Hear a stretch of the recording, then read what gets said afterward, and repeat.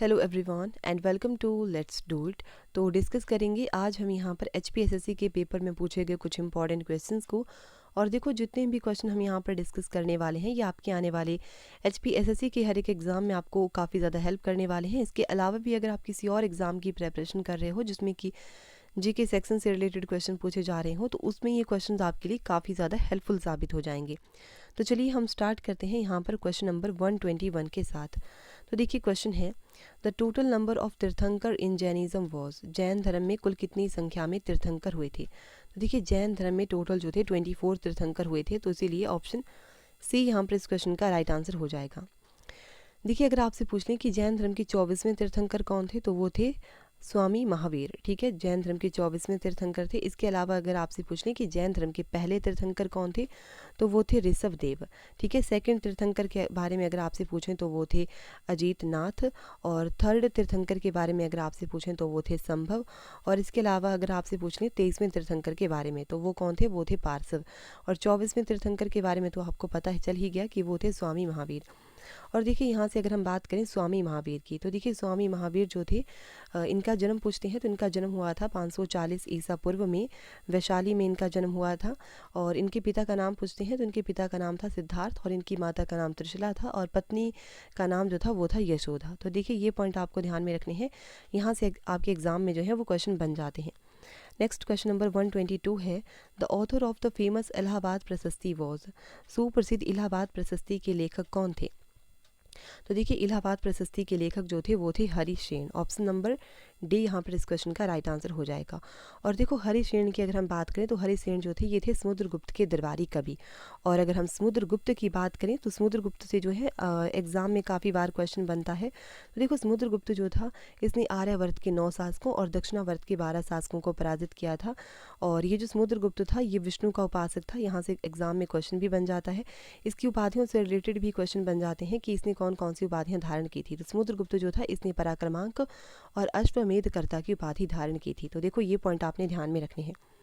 Next question जो है यहाँ पर है कि the earliest cereals grown by man were, मानव द्वारा सबसे पहले उगाया गया अन्न था। तो मानव द्वारा सबसे पहले उगाया गया अन्न जो था वो था जौ और गेहूँ। सो ऑप्शन नंबर सी यहाँ पर इस क्वेश्चन का जो है ये राइट आंसर हो जाएगा। ठीक है, इसके साथ एक और क्वेश्चन पूछा जाता है कि सिंधु घाटी के लोगों के भोजन में प्रमुख चीज़ क्या थी। तो देखो सिंधु घाटी के लोगों के भोजन में जो प्रमुख चीज़ थी ना वो थी जौ। ठीक है, ये पॉइंट आपने ध्यान में रखना है। और इसी के साथ में अगर हम सिंधु घाटी सभ्यता के लोगों की बात करें तो सिंधु घाटी सभ्यता के लोगों के बारे में पूछते हैं कि ये इनकी लिपि किस तरह की थी। तो इनकी लिपि जो थी वो थी भाव चित्रात्मक। और पूछ लेते हैं कि इंडस वैली सिविलाइजेशन के लोग मिठास के लिए किसका इस्तेमाल करते थे। तो ये शहद का इस्तेमाल करते थे। और एक और क्वेश्चन बनता है कि ये लोग जो थे क्या तलवार से ये लोग परिचित थे या नहीं थे। तो ये पॉइंट आपने ध्यान में रखना है कि सिंधु घाटी सभ्यता के जो लोग थे ये तलवार से परिचित नहीं थे। इनके समाज के बारे में भी पूछा जाता है तो सिंधु घाटी सभ्यता के लोगों का जो समाज था वो था मातृसत्तात्मक। ठीक है, ये पॉइंट आपने ध्यान में रखने हैं। नेक्स्ट क्वेश्चन नंबर 124 है, विच चोला रूलर परफॉर्म्ड अश्वमेधा सेक्रीफाइस, किस चोल वंशी शासक ने अश्वमेध यज्ञ किया था। तो किस चोल वंशी शासक ने किया था, राजधिराज ने प्रथम ने किया था। तो इसीलिए ऑप्शन बी यहाँ पर इस क्वेश्चन का जो है राइट आंसर हो जाएगा। ठीक है, देखिए ये क्वेश्चन बनता है यहाँ से कि ये जो चोल वंश है, चोल वंश जो है किस वंश के ध्वंसावशेषों पर स्थापित हुआ था। तो चोल वंश जो था ये पल्लवों के ध्वंसावशेषों पर स्थापित हुआ था। और चोल वंश की अगर हम बात करें तो चोल वंश का संस्थापक जो था वो था विजयालय। और विजयालय जो था इसने नरकेसरी की उपाधि धारण की थी और तंजौर को जो था इसने अपनी राजधानी बनाया था। ठीक है, नेक्स्ट क्वेश्चन है, the most important festival of the Vijayanagara empire was, Vijayanagar साम्राज्य का सबसे महत्वपूर्ण त्यौहार था। तो कौन था, ये था महानवमी। ऑप्शन नंबर सी यहाँ पर इस क्वेश्चन का राइट आंसर हो जाएगा। देखिए यहाँ से हम बात करते हैं विजयनगर साम्राज्य की। विजयनगर साम्राज्य के बारे में पूछते हैं कि इसका संस्थापक कौन था। तो विजयनगर साम्राज्य का संस्थापक जो थे वो हरिहर और बुक्का नामक 2 भाई थे। इन्होंने अपनी राजधानी हम्पी को बनाया था। ठीक है, और इसके अलावा यहाँ से क्वेश्चन बन जाता है कि विजयनगर साम्राज्य की मुद्रा जो थी वो क्या थी। तो इनकी मुद्रा थी पैगोडा। इसके अलावा बहमनी साम्राज्य की मुद्रा के बारे में भी पूछ लिया जाता है। तो बहमनी साम्राज्य की मुद्रा जो थी वो थी हूण। ठीक है, और अगर आपसे क्वेश्चन ऐसे पूछने कि क्या विजयनगर साम्राज्य में दास प्रथा प्रचलित थी या नहीं थी, तो हाँ विजयनगर साम्राज्य में दास प्रथा जो थी वो प्रचलित थी। ठीक है, ये पॉइंट आपने ध्यान में रखने हैं। नेक्स्ट क्वेश्चन नंबर 126 है, who was the most distinguished Hindi poet of Akbar court? Akbar के दरबार के सबसे विशिष्ट हिंदी कवि कौन थे? तो कौन थे? ये थे अब्दुल रहीम खान खाना। ऑप्शन डी यहाँ पर इस क्वेश्चन का जो है राइट आंसर हो जाएगा। देखिए ऑप्शन ए की अगर हम बात करें बिरबल की, तो बिरबल जो था ये दीन इलाही धर्म को स्वीकार करने वाला प्रथम और अंतिम हिंदू सम्राट था बिरबल। ऑप्शन बी की अगर हम बात करें राजा मान सिंह की, तो देखो राजा मान सिंह जो था ये अकबर का सेनापति था, ये पॉइंट आपने ध्यान में रखना है।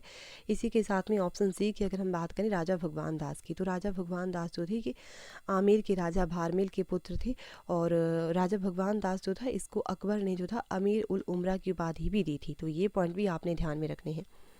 नेक्स्ट क्वेश्चन नंबर 127 है, who is regarded as the first nationalist leader to seek close contact with the message?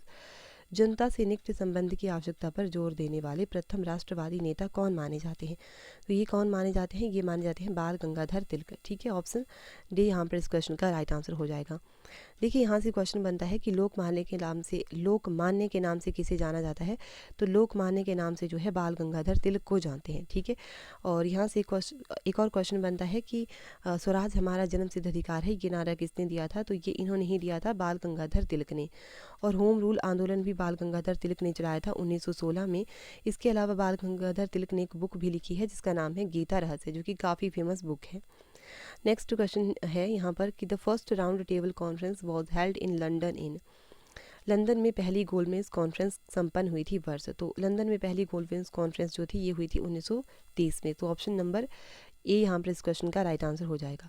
तो देखिए इस क्वेश्चन से आपको क्या पता चला? इस क्वेश्चन से आपको पता चला कि जो लंदन में पहली गोलमेज कॉन्फ्रेंस थी वो 1930 में हुई थी, और ये पहली गोलमेज कॉन्फ्रेंस जो थी ये हुई कब कहाँ जैसी थी? तो ये लंदन में हुई थी।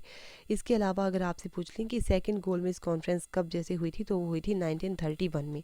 ठीक है, थर्ड गोलमेज कॉन्फ्रेंस के बारे में अगर आपसे पूछ लें तो वो 1932 में हुई थी। ठीक है, ये पॉइंट आपने ध्यान में रखने हैं। नेक्स्ट क्वेश्चन है, pyrometer is the science of measuring. Pyrometer क्या मापने का विज्ञान है? तो पायरोमीटर जो है ये हाई टेम्परेचर को मापने का विज्ञान है। तो ऑप्शन नंबर यहाँ पर इसका सी यहाँ पर इसका राइट आंसर हो जाएगा। इसके अलावा अगर आपसे पूछ लें कि बैरोमीटर से क्या मापा जाता है, तो देखो बैरोमीटर जो होता है उससे हम वायुमंडल के दबाव को मापते हैं। इसके अलावा पूछते हैं कि ध्वनि की तीव्रता को किस में मापा जाता है, तो वो हम डेसिबल में मापते हैं। ठीक है, नेक्स्ट क्वेश्चन की बात करते हैं। सीरीज़ हैं सबसे बड़े, तो सीरीज़ क्या है? सबसे बड़े एस्ट्रॉइड्स हैं, ग्रहिका हैं, तो इसीलिए ऑप्शन यहाँ पर इसका ए राइट आंसर है।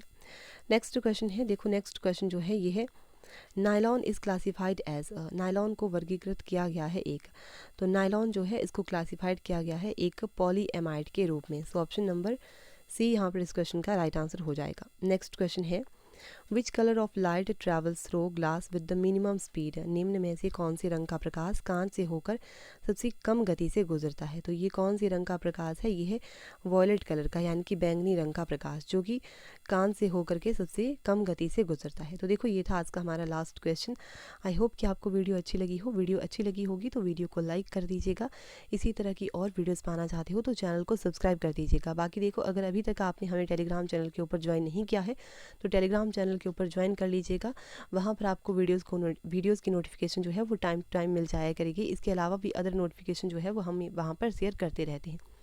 तो चलिए हाँ, जो इसका टेलीग्राम चैनल का लिंक है वो आपको नीचे डिस्क्रिप्शन बॉक्स में मिल जाएगा। तो चलिए मिलते हैं नेक्स्ट वीडियो में। धन्यवाद।